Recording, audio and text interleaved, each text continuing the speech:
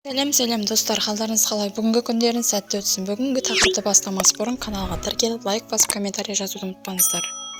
Күні кеше Көлсайда жас жігіттің қабағын жарып маңайынан қанын зорғалатқан Төреғали Төрәлі әрекетінің қазінеті әлі де қызу талқыланып жатыр. Атышулы әнші бұған дейін бірнеше рет халықтың дүрліктірген болатын. Басы даудан арылмайтын Төреғали алғаш рет 2016 жылы Шымкентте шу шығарды. Ол аталған өндірген кілем фабрикасының тыныс-тіршілігін танысып, кейін отандық өндіріс орнын алған әсермен бөлісу үшін жергілікті тілшілермен сұхбат бермек болады. Бірақ камера алдында маңғаздана келген әншінің тұрысына ерсі көрінсе керек. Сол сәтте журналист қолыңызды түсіріп сұхбат беріңізші деп өтінеді. Бірақ Төреғали Төрәліне ол сөз жақпай қалады.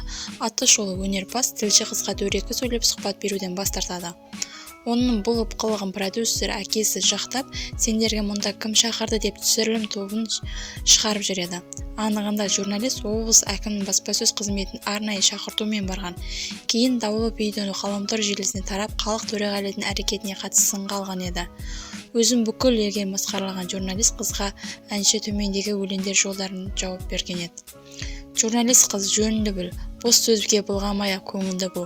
Бір сәтте өте шығар өмірді бір. Өз қолым, өзім тұрсым, өзім ұятым. Журналист қарындасым, жөніңді біл. Сен емессің көңілімді күйрететін, сыйластық өз-өзіңді сыйл ететін, үйренбеген дүниемді әкем мен анашым бар үйрететін деп өлеңдерін шумақтап жеткізген болатын.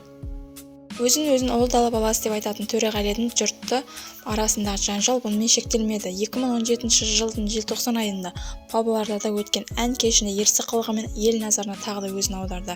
Атышулы әнші жеке концертіне келген егде жастағы ер адаммен ерегісіп, сахнада оған дөрекі сөйлеген, тіпті қарияға қатты сөздер айтып залдан шығып кетуін талап еткен. Шулы концертте таспаланған бейнежазба бірден интернетке тарап, халықтың қайтадан ашуына тиген болатын. Кейін аталған даулы оқиғаға қатысты Төреғали былай деп ақталды. Үлкен кісіге олай сөйлегім келген жоқ. Ол кісі көрсе міндетті түрде кешірім сұраймын. Ол кісі деген менен де кешірім сұрайды деп ойлаймын. Бір кісі келіп мен маңдайымнан соқса, мен оны барып 10 күн соқсам, бәрібір мен кінәлі екенмін ғой. Мен өзімді өзгеруім керек шығар. Мен тырысам. Қолдауларыңызға рахмет. Сіздер де жазықсыз жазғырмаңыздар. Мен ақ кінәлі болайын. Мен көтеремін. Мен ұлы дала ұлымын ағайын. Сыйластықта болайық деді Төреғали. Атышулы әншінің 2018 жылы Алматыда әуежайын дүрліктірген тағы бар. Естеріңізге сала кетсек, сол жылы 14 қыркүйек күні Алматы-Гонконг бағытындағы рейс төтенше оқиға болған. Билеті жоқ ер адам ұшақ бортына өтіп кеткен. Кейін ол адам өзінің отбасын шығарып салмақ болған әнші Төреғали Төрәлі екені анықталды. Төтенше жағдайға байланысты рейс 18 минутқа кешіктірілген.